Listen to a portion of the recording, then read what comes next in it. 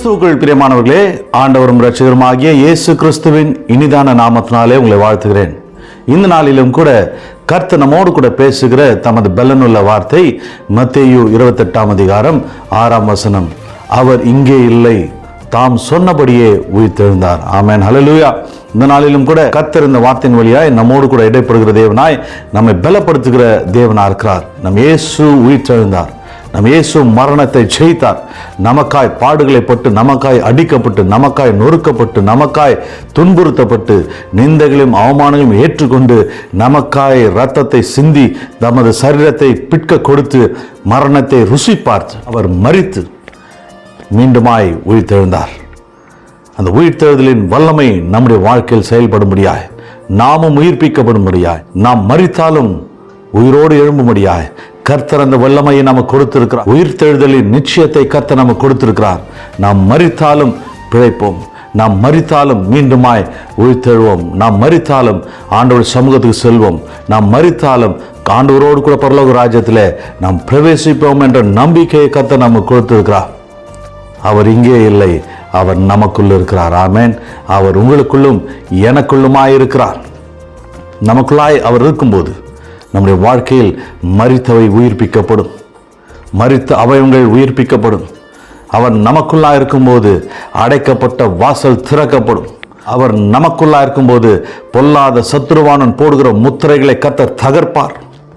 அவர் நமக்குள்ளா இருக்கும்போது நமக்கு கலக்கமே கிடையாது, நமக்கு பயமே கிடையாது. என் கர்த்தர் எனக்குள்ளா இருக்கிறார், இயேசு எனக்காய் மரித்தார், இயேசு எனக்காய் உயிர்த்தெழுந்தார், அவர் இன்றும் ஜீவித்துக் கொண்டிருக்கிறார், அவர் ஜீவனுள்ள தேவனா இருக்கிறார். அந்த நம்பிக்கை எனக்கு இருக்கிறது என்ற விசுவாசத்தோடு, உயிர்த்தெழுதலின் நம்பிக்கையோடு நாம் செயல்படுவோம். கர்த்தர் உங்களை கைவிடமா. கர்த்தருடைய உயிர்த்தெழுதலின் வல்லமை உங்கள் வாழ்க்கையில நிச்சயமாய் கிரியை செய்யும். மரித்த காரியங்கள், நம்பிக்கையற்ற காரியங்களை கர்த்தர் உயிர்ப்பிக்க வல்லவராக இருக்கிறார். பயப்படாதீர்கள், கலங்காதீர்கள்.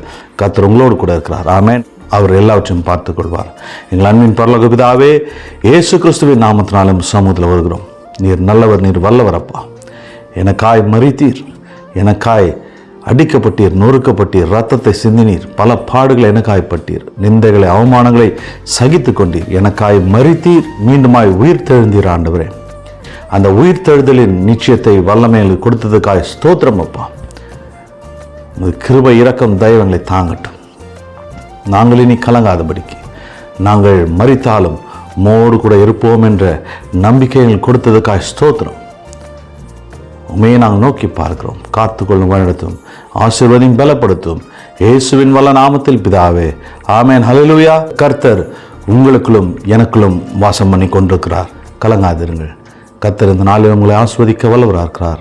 ஆமென். இந்த நாளிலும் கூட எல்ரோய் ஊழியத்தின் சார்பாக, எல்ரோய் ஊழியத்தின் குடும்பத்தின் சார்பாக உங்கள் ஒவ்வொருவருக்கும் இயேசு உயிர்த்தெழுந்த நாளின் வாழ்த்துதலை தெரிவித்துக் கொள்கிறேன். கர்த்தர் உங்களை ஆஸ்வதிப்பாராக. ஆமென்.